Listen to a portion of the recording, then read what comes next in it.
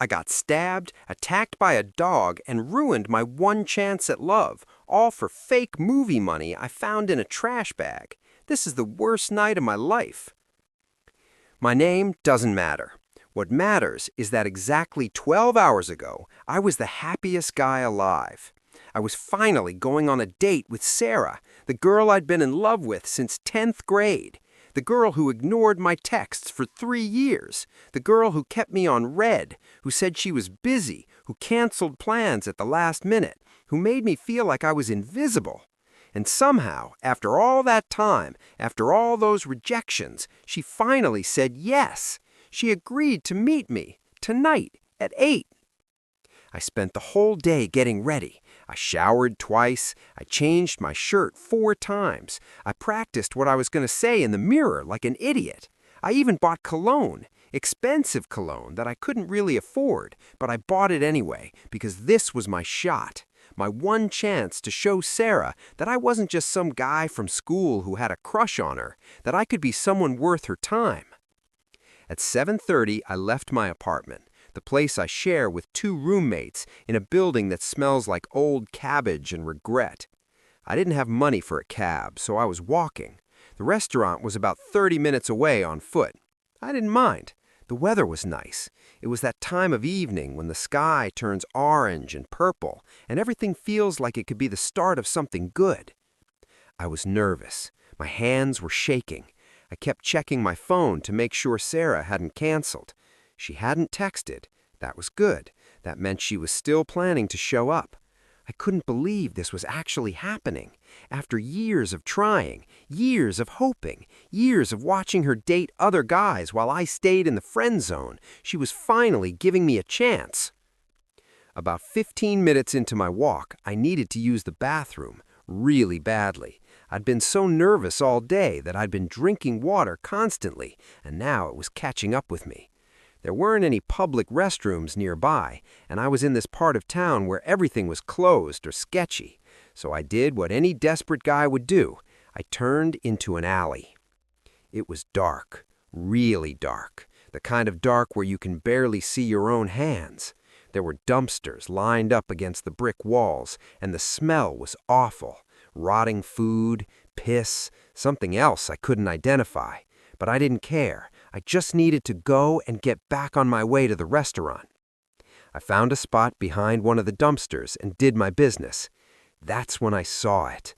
A bag. A big sports bag, the kind people use for the gym. It was sitting there between 2 dumpsters, partially hidden by some cardboard. At first, I thought it was just trash. Someone probably threw out their old gym stuff. But something made me look twice. The bag looked new, clean, expensive even. It didn't belong there with all the garbage. I know I should have just walked away, should have zipped up and continued to my date. But curiosity got the better of me. I walked over to the bag and crouched down next to it. The zipper was partially open. I pulled it the rest of the way. And that's when my entire world changed. Money. Stacks and stacks of cash, $100 bills bundled together with rubber bands. More money than I'd ever seen in my entire life. More money than I thought actually existed outside of movies and bank vaults. I froze. My brain couldn't process what I was looking at. This had to be a joke, a prank. Someone was going to jump out with a camera and laugh at me for thinking I'd found actual money in a trash bag behind a dumpster. But nobody jumped out. The alley stayed quiet, except for the sound of my own breathing, which was getting faster and faster. I reached into the bag with shaking hands. I pulled out one of the bundles. The bills felt real. They looked real. The texture, the weight, everything about them seemed genuine. I held one up to what little light was coming from the street, and I could see the watermark, the security strip, all the details that make real money real. My mind started racing. This was it. This was the break I'd been waiting for my whole life. I could pay off my student loans. I could move out of that terrible apartment. I could take Sarah to a nice restaurant instead of the cheap place I'd picked because it was all I could afford. I could fix my car. I could help my mom with her medical bills. I could actually have a future that didn't involve counting pennies and eating ramen for dinner. I started thinking about how much was in the bag. Had to be at least 100,000, maybe more, maybe way more. This was life-changing money. This was freedom. This was every problem I had suddenly becoming solvable. And then I heard voices. Two guys appeared at the entrance of the alley. I could barely make them out in the darkness, but I could tell they were rough-looking, torn clothes, unsteady on their feet. Drug addicts, probably, or homeless, maybe both. They hadn't seen me yet. I was still crouched behind the dumpster, partially hidden, but they were walking into the alley, talking to each other in slurred voices. I should have stayed quiet, should have waited for them to pass, but I panicked. I grabbed the bag and tried to zip it shut quickly. The zipper made a loud sound in the quiet alley. They heard it. Both of them turned toward me. For a second, nobody moved. We all just stared at each other. Then one of them smiled. Not a friendly smile, the kind of smile that says they know they just found something interesting. "Hey, man," one of them called out. His voice was friendly, but there was something off about it. "Hey, you got $2? We just need $2 for some beer." I stood up, clutching the bag against my chest. "No, sorry, I don't have anything." They started walking toward me, slowly, like they had all the time in the world. "Come on, man, just $2. You look like you got more than $2. "I really don't," I said, backing away. "I need to go. I'm late for something." I turned to leave. That's when everything went wrong. The bag was heavy, heavier than I expected, and in my panic, in my rush to get away from these guys, my grip slipped. The bag fell from my hands and hit the concrete with a loud thud. The zipper, which I hadn't closed properly, burst open. Money spilled out onto the dirty alley ground. Bundles of cash scattered across the pavement, some of them breaking apart, individual bills flying in the slight breeze. Everything stopped. The two men stared at the money. I stared at the money. For what felt like an hour, but was probably only 2 seconds, nobody moved. Then everything happened at once. "Holy shit!" one of them said, his voice changing completely. The friendly tone was gone. Now it was hungry, desperate. "That's ours. That's our money." "What?" I said, still frozen. "No, I found it. It was just sitting here." "In our alley," the other one said, moving closer. "This is our spot. Anything here belongs to us." "That's not how it works," I said, but my voice was shaking. I started grabbing at the money, trying to shove it back into the bag. My hands were trembling so badly I could barely hold on to anything. One of them lunged forward and grabbed the bag. I held on. We both pulled. The bag ripped slightly at the seam. "Let go," he growled. "No," I said, and I don't know where the courage came from. Maybe it was because I was thinking about Sarah, about the date I was going to miss, about how this money could change everything. "I found it. It's mine." That's when the second guy pulled out a knife. It wasn't a big knife, just a small pocket knife, the kind you'd use to open packages. But in that dark alley, it looked huge. It looked deadly. "Give us the bag," he said, pointing the knife at me. I should have let go. Should have dropped the bag and run. But I didn't. I held on tighter. "Please," I said, "I need this. You don't understand. I need this." "So do we," the first guy said, and he punched me in the stomach. The air left my lungs. I doubled over, gasping, but I still didn't let go of the bag. Then I felt it, a sharp, burning pain in my side. The guy with the knife had stabbed me, not deep, but enough that I felt the blade go in and then come back out, enough that I felt warm blood start to soak through my shirt. I let go of the bag. Everything in my body was screaming at me to fight, to get the money back, but the survival part of my brain finally kicked in. I turned and ran. Behind me, I heard them shouting, heard them arguing about whether to chase me or grab the money. The money won, at least for a few seconds. That gave me a head start. I ran out of the alley and into the street. People were walking by, normal people doing normal things, and I must have looked insane. Blood on my shirt, eyes wild, running like someone was trying to murder me, which I guess they were. Nobody stopped to help. Nobody asked if I was okay. They all just moved out of my way and kept walking. That's the city for you. I could hear footsteps behind me. They were chasing me. They'd grabbed whatever money they could carry, and now they wanted to make sure I didn't go to the cops or come back for more. I turned down another street, then another.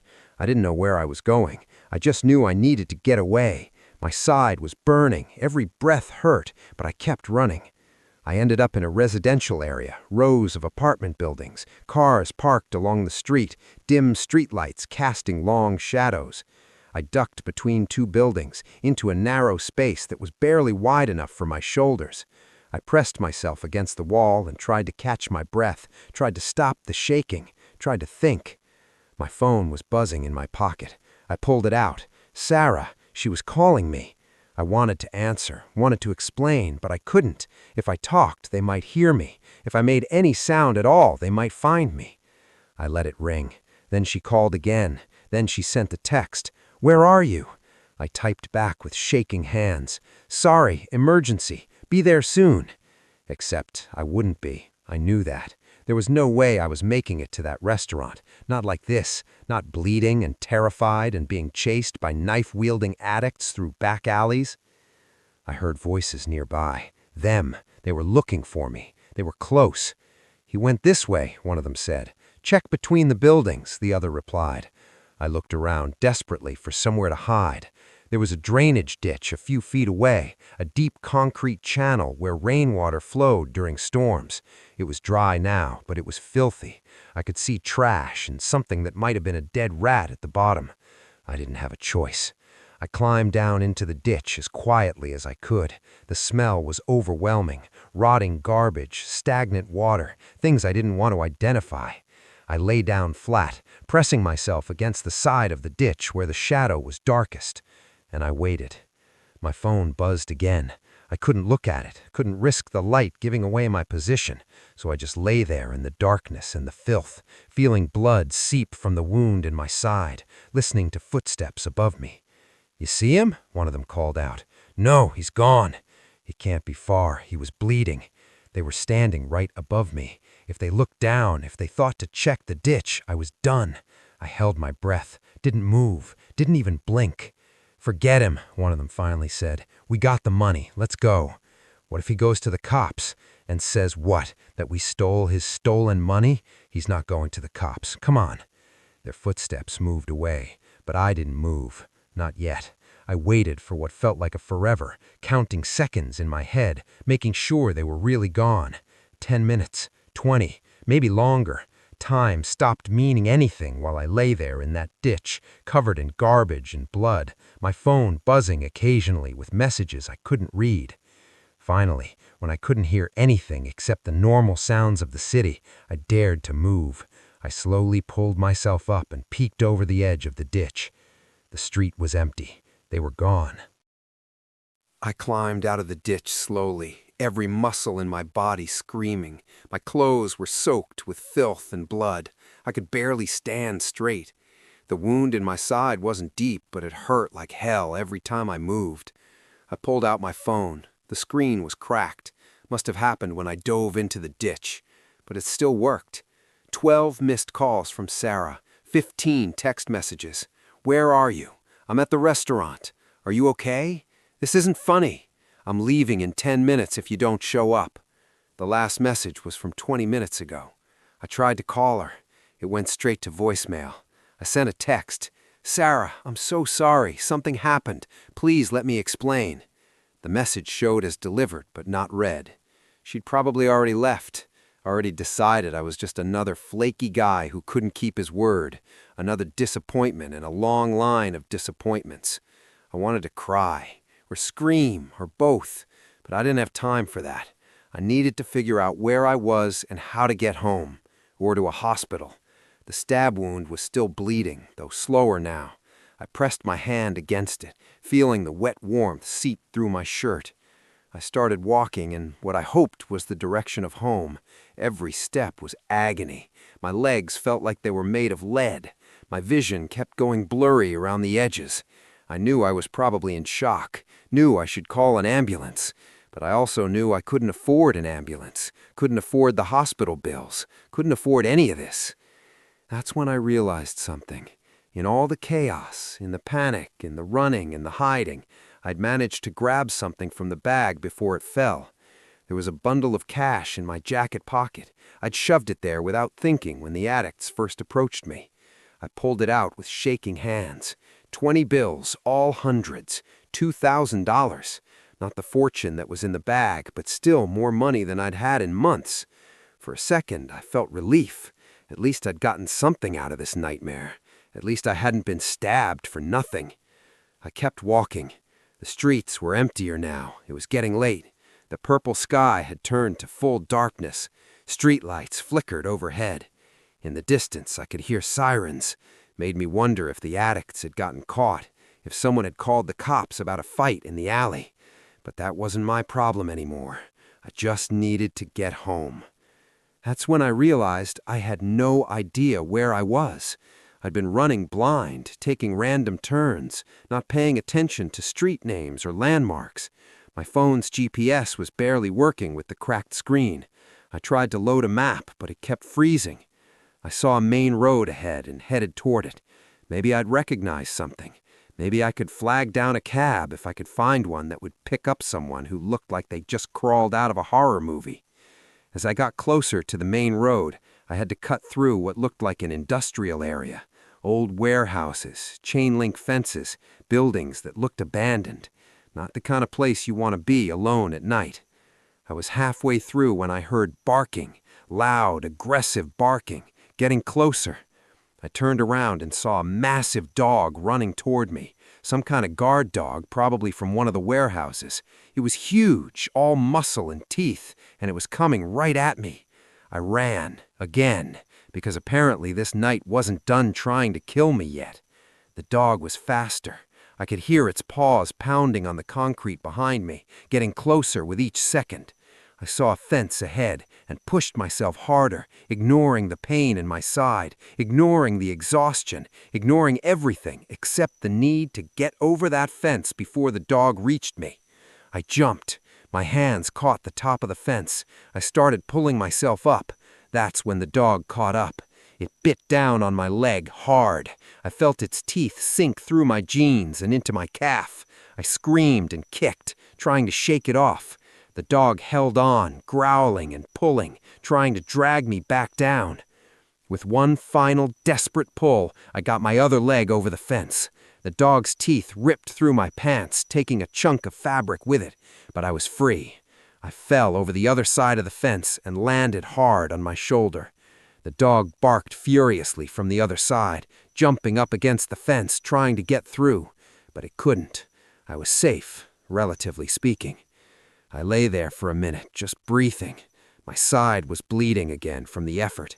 My leg was torn up and probably bleeding too, though I couldn't tell because everything hurt equally at this point. My shoulder was definitely going to bruise, and I was starting to think I might have a concussion because everything felt fuzzy and distant.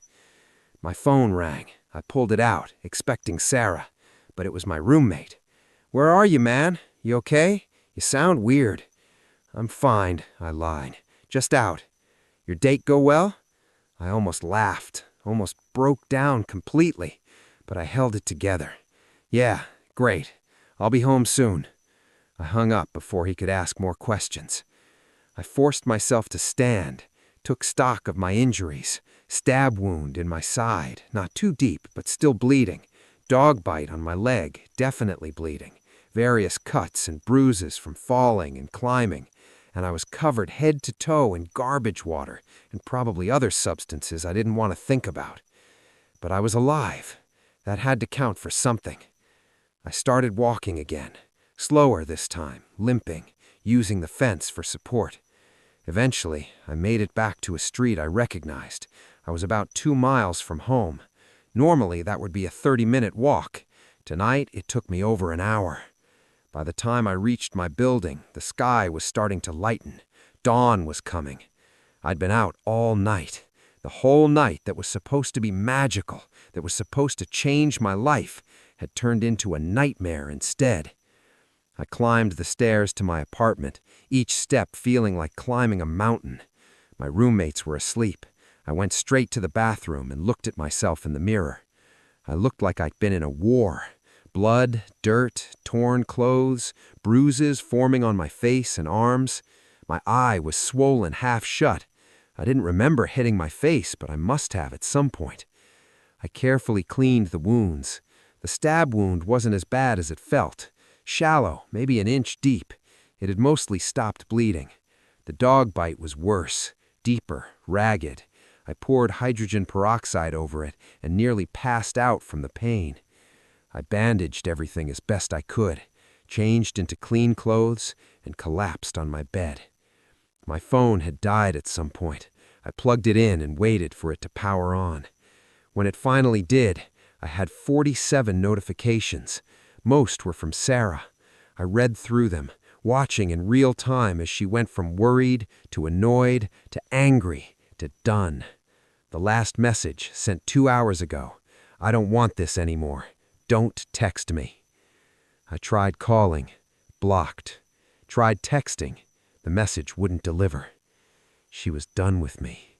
After everything, after all these years, I'd finally gotten my chance, and I'd blown it in the most spectacular way possible.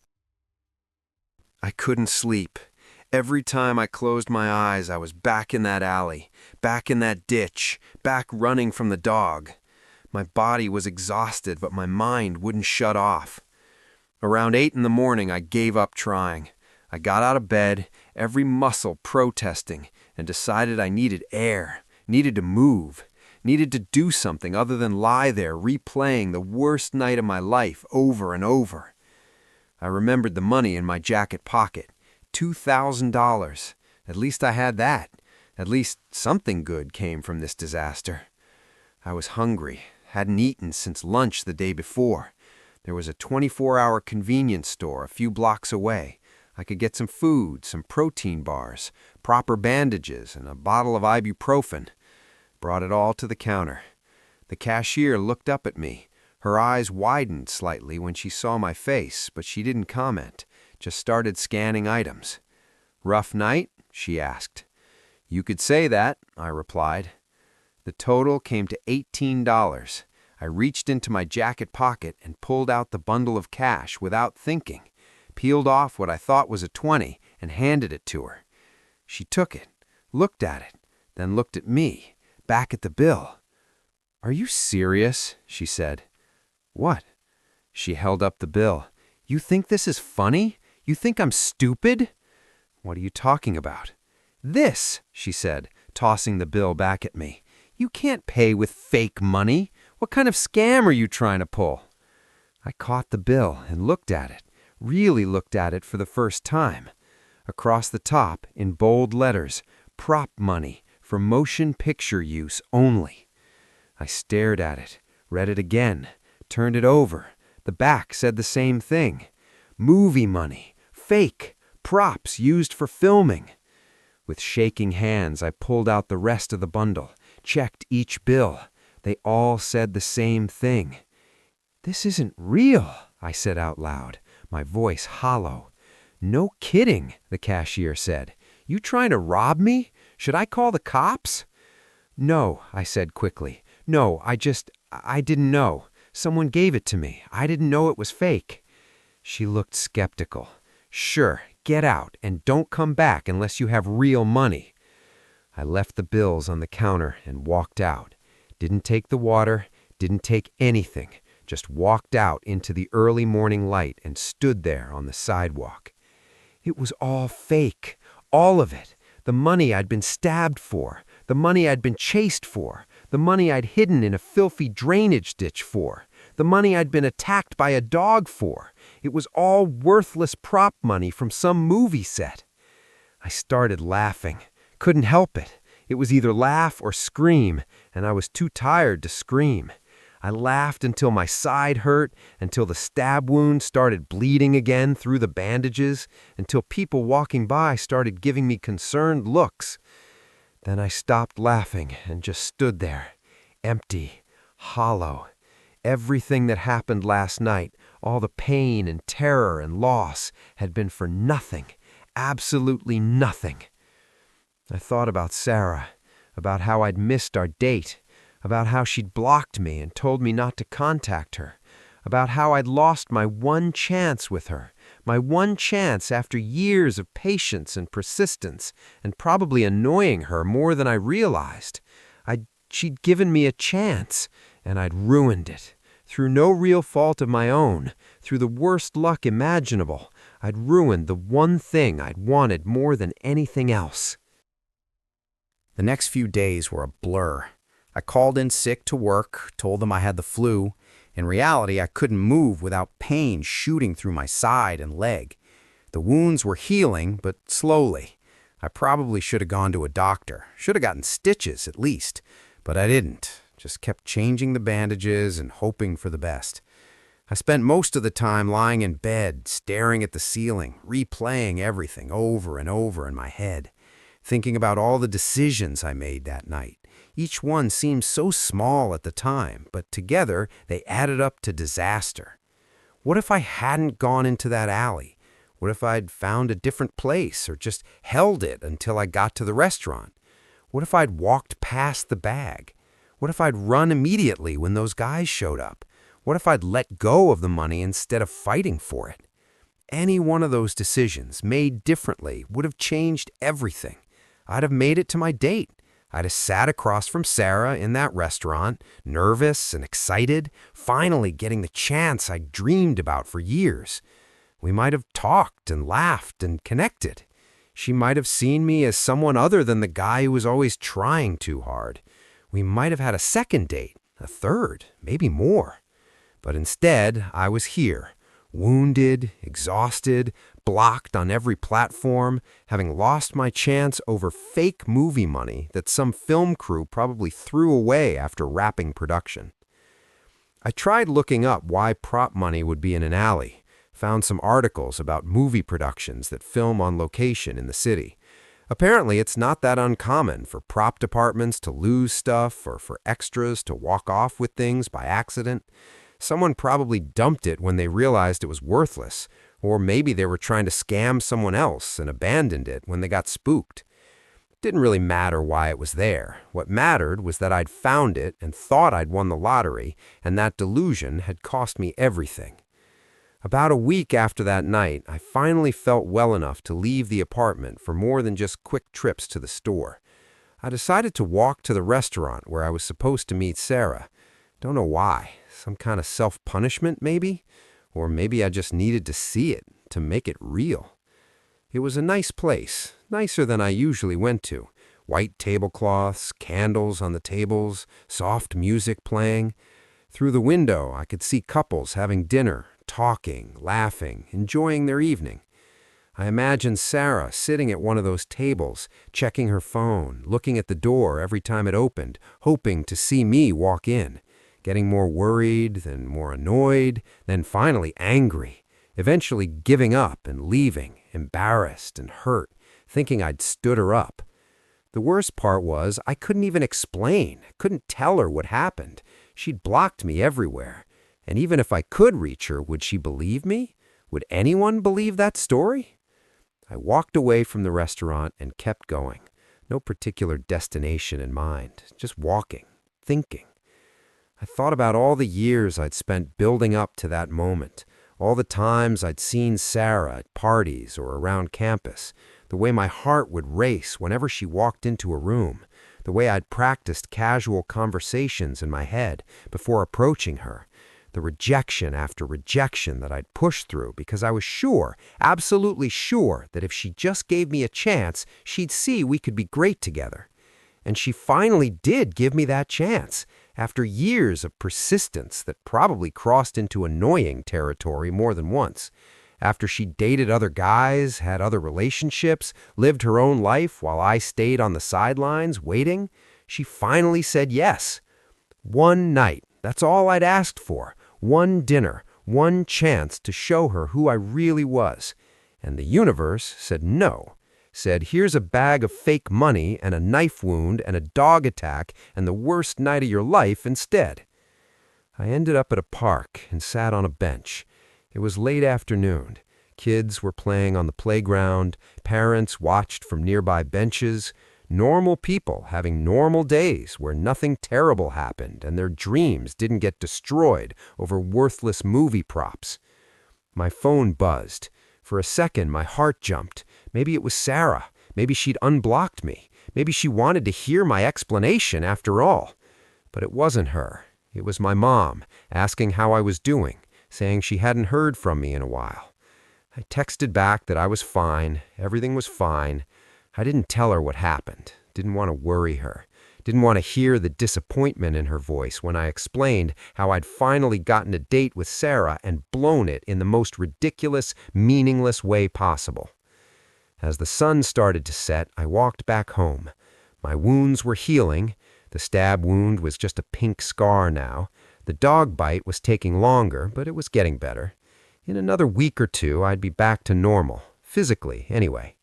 Emotionally, that was going to take longer, maybe a lot longer, maybe forever. Because this wasn't just about missing a date. It was about losing hope, about finally getting the thing you'd wanted for years and watching it slip through your fingers. About realizing that sometimes, no matter how hard you try, no matter how patient you are, luck can destroy everything in a single night. I got back to my apartment and lay down on my bed, pulled out my phone one more time, looked at Sarah's profile picture on the one platform where she hadn't blocked me yet. She was smiling in the photo, happy, beautiful.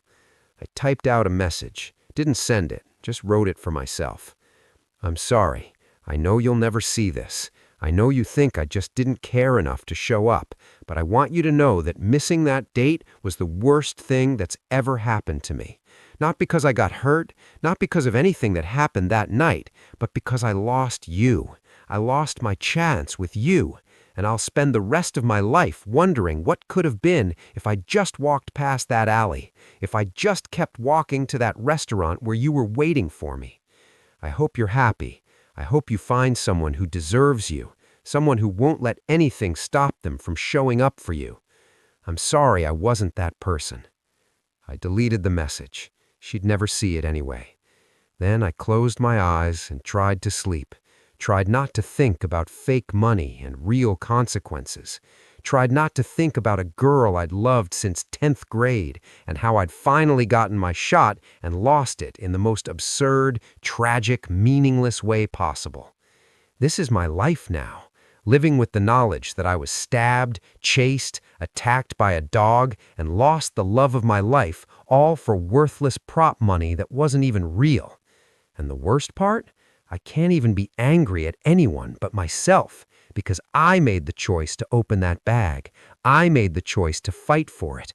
I made every single decision that led to that disaster of a night. And now I have to live with the consequences.